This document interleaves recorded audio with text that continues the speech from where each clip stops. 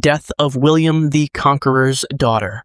May 27, 1085, William the Conqueror's daughter was at Castle Acre in Norfolk, England. She was the wife of William de Warenne, a powerful Norman nobleman who had been granted vast estates for his loyalty during the invasion of England. That morning, Gundred had risen early, attending to household matters as she normally did. By midday, she was seated for a meal when attendants noticed a sudden change in her complexion. Within an hour, her skin had become flushed with fever. Physicians were summoned immediately, but what they found was baffling. Gundred's temperature rose with alarming speed. The heat from her skin could be felt without touching it. Her breathing became rapid and shallow, each exhale a struggle against the inferno building inside her body. Medical texts from the time describe a poisoning of the blood that could strike without warning. Modern doctors suspect typhus or a virulent strain of dysentery had infected her system. Whatever the cause, it worked with devastating efficiency. Her organs began to fail one by one, a cascade of internal collapse that no medieval medicine could halt. By evening, Gundred was delirious.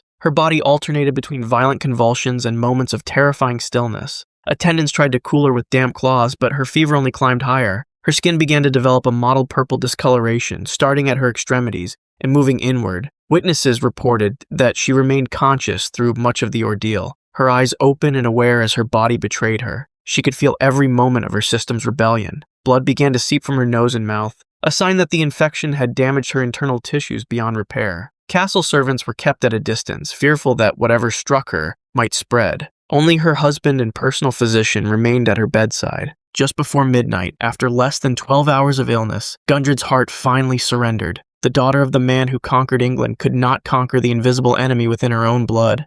End of King Henry I's nephew.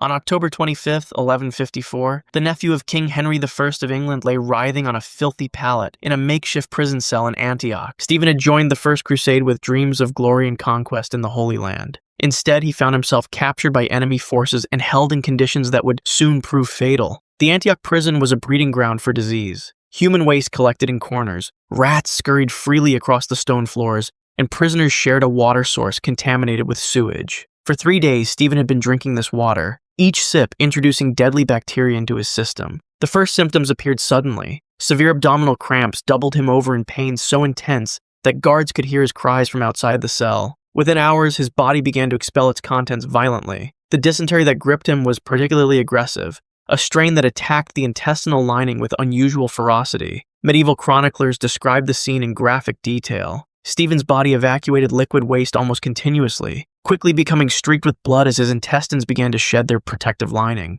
The dehydration was immediate and severe. His skin sunk into the hollows of his face, and his eyes receded into their sockets. Unlike some diseases that mercifully dull the senses, dysentery left Stephen fully conscious. He remained aware through every spasm, every evacuation, every moment of his body's betrayal. The nobleman who had dined at royal tables now lay in a pool of his own waste, unable to move away from it. Fellow prisoners watched helplessly as Stephen's lips cracked and bled from dehydration. His tongue swelled in his mouth, making speech impossible. The guards, fearing contagion, refused to enter the cell. No physician was summoned. No comfort was offered. 48 hours after the first cramp, Stephen's heart could no longer sustain itself against the massive fluid loss. His organs, starved of blood, shut down in rapid succession. The noble crusader died alone, drowning in the waste of his own disintegrating body.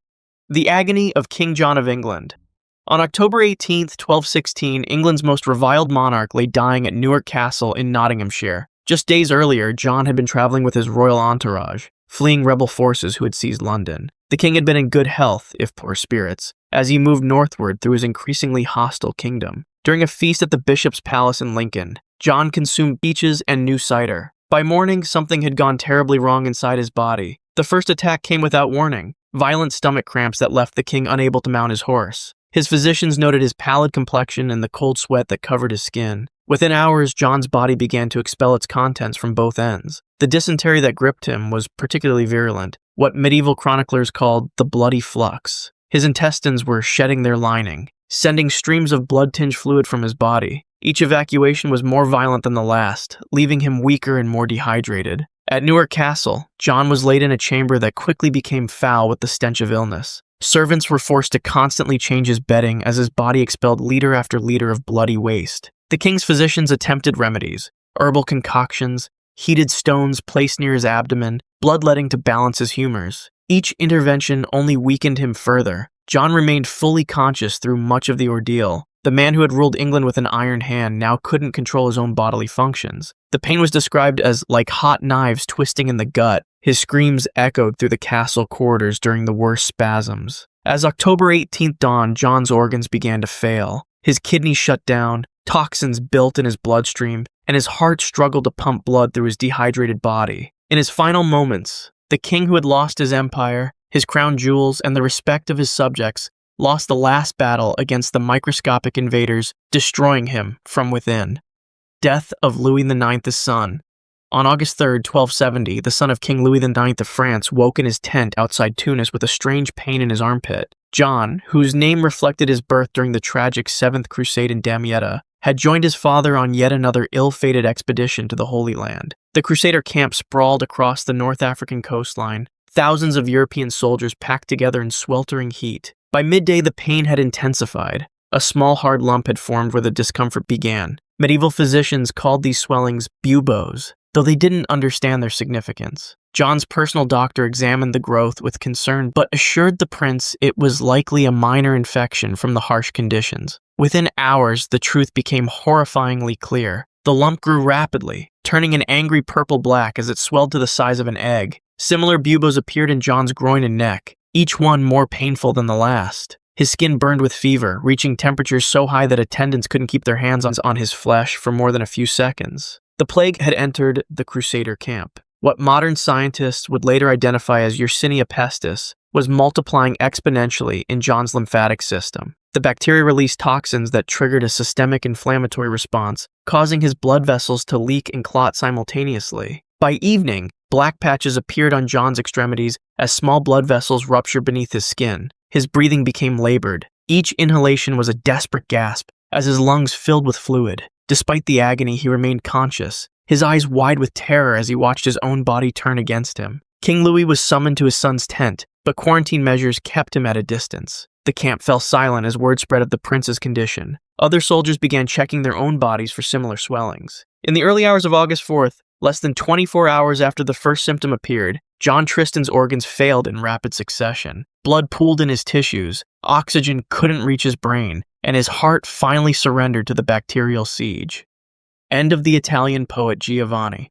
On December 21, 1375, the celebrated Italian author of the Decameron sat propped up on pillows in his modest home in Curtaldo. Boccaccio, who had famously chronicled the horrors of the Black Death, was now facing his own medical nightmare. For months, the writer had been fighting a mysterious wasting illness that consumed his body from within. Visitors who had known Boccaccio in his prime barely recognized the skeletal figure before them. His once robust frame had withered, the skin hanging loose on his bones like a garment several sizes too large. What modern doctors would likely diagnose as tuberculosis or a chronic gastrointestinal disease had been methodically destroying his tissues for over a year. The deterioration followed a cruel pattern. Each morning, Boccaccio would wake drenched in sweat, his nightclothes soaked through despite the winter chill. By midday, a fever would take hold, climbing steadily until his mind clouded. Evenings brought the racking cough that tore his lungs and brought up blood-streaked phlegm that he carefully concealed from visitors. Unlike the plague he had documented, which killed within days, Boccaccio's illness took its time. Each week saw another small capability lost. First, his regular walks through Certaldo became impossible. Then, writing for more than a few minutes exhausted him. Finally, even sitting upright required assistance. The writer's fingers, once capable of producing some of Italy's most magnificent prose, had become twisted and swollen. His breath came in shallow gasps that never satisfied his lungs' demand for air. Each inhalation triggered spasms of coughing that left him exhausted. Most distressing for the great observer of humanity was watching his own decline with perfect clarity. The disease had not dulled his mind. Boccaccio documented his symptoms with the same precision he had used to describe the plague decades earlier. On that December evening, as darkness fell over Certaldo, Boccaccio's body finally surrendered. A violent coughing fit ruptured weakened blood vessels in his lungs. He choked on his own blood, unable to clear his airway, conscious until the very end as he suffocated within sight of his greatest works lining the shelves around him. The Last Breath of King Henry V. On August 31st, 1422, England's warrior the king lay dying at the Château de Vincennes near Paris. Henry, the victor of Agincourt and conqueror of much of France, had been besieging the city of Meaux when the first symptoms appeared. The 35-year-old monarch had seemed invincible on the battlefield, but the microscopic enemy invading his body would prove unstoppable. The dysentery began suddenly during a war council meeting. Henry excused himself as cramps twisted his intestines, a burning sensation spreading through his abdomen. Within hours, his body was expelling liquid waste with alarming frequency. Each evacuation was more violent than the last, quickly becoming streaked with blood as the infection ravaged his intestinal lining. Royal physicians applied standard treatments, herbal compresses on the stomach, bloodletting to balance his humors, and various potions meant to bind the bowels. These medieval remedies not only failed to help, but likely hastened his decline. The bloodletting further weakened an already dehydrated body, while the binding agents trapped toxins that should have been expelled. By the third day, Henry could no longer rise from his bed. The sheets beneath him had to be changed hourly, soaked through with blood-tinged fluid and sweat. The man who had commanded thousands on the battlefield couldn't command his own bodily functions. Courtiers winced at the stench that filled the royal chamber, a smell so foul that chroniclers mentioned it specifically in their accounts. Henry remained lucid through much of his ordeal, aware of the cruel irony of his situation. The king who survived arrow wounds at Shrewsbury and led charges against French knights was being destroyed by an invisible enemy. His lips cracked from dehydration, his tongue swelled, and his eyes sank into their sockets as his body consumed itself from within. On the evening of August 31st, after a week of suffering, Henry's organs began to shut down in sequence. His kidneys failed first, then his liver. Toxins built up in his bloodstream, causing his extremities to turn black. The king who had united England and France under one crown took his final breath as infection overwhelmed his heart, his body unrecognizable from the warrior it had once been. The last illness of King Henry IV. On March 20th, 1413, England's first Lancastrian king drew his final breath in the Jerusalem chamber at Westminster Abbey. Henry had seized the throne 14 years earlier, but for the last decade of his life, a mysterious illness had been seizing him in return. What began as occasional fainting spells had transformed into a constellation of horrifying symptoms that medieval medicine could neither explain nor treat. The progression was merciless and methodical. First came the skin lesions, crusty, oozing patches that appeared without warning on his face and hands. Court physicians applied poultices of herbs and animal fat, but the lesions spread, creating a mask-like appearance that made courtiers recoil. The skin around these wounds would flake away, leaving raw, weeping tissue exposed to the air. Then came the seizures. Without warning, the king's body would stiffen, his back arching unnaturally as his limbs thrashed against invisible restraints. Foam would bubble from his lips, sometimes tinged with blood where he had bitten through his tongue. Each episode left him weaker, his mind cloudier, his speech more slurred. Modern doctors suspect epilepsy, possibly triggered by a brain lesion or advanced syphilis. By the winter of 1413, Henry could no longer appear in public. The man who had overthrown a king was now confined to darkened chambers, his body emaciated,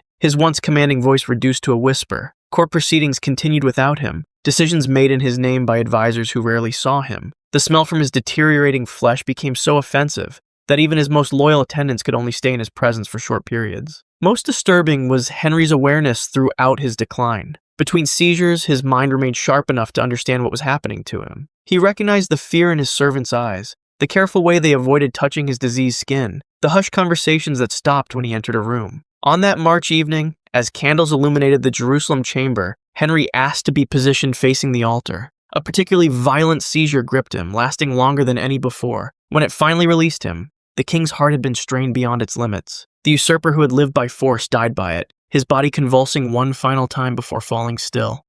Death of the Black Prince.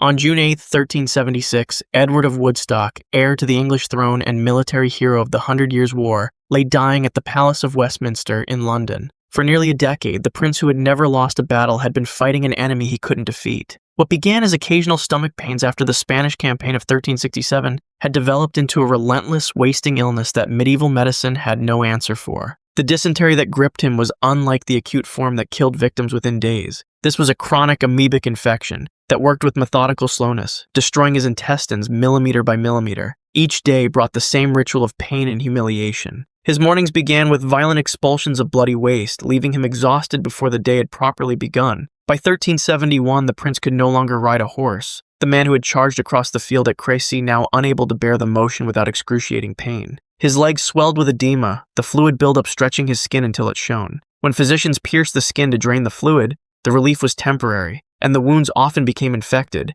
adding new torments to his condition. The prince's body betrayed him in stages. First came the uncontrollable evacuations, then the swelling, followed by a yellowing of his skin and eyes as his liver began to fail. Most cruel was the preservation of his mind throughout the ordeal. The strategist who had outthought the French at Poitiers could still think clearly enough to understand exactly what was happening to his body. Courtiers who visited were shocked by his transformation. The once robust warrior had become a skeleton with skin stretched over it, his famous black armor hanging unworn in the corner of his chamber. The smell that surrounded him was so overpowering that even longtime servants struggled to remain in his presence. In his final hours, the prince developed a fever that climbed relentlessly. His breathing became shallow and rapid as his body made its last stand against the infection that had consumed it from within. The greatest English warrior of his age died not in glorious battle, but in soiled bedsheets. His once powerful body wasted to nothing by microscopic invaders that worked with more precision than any enemy archer.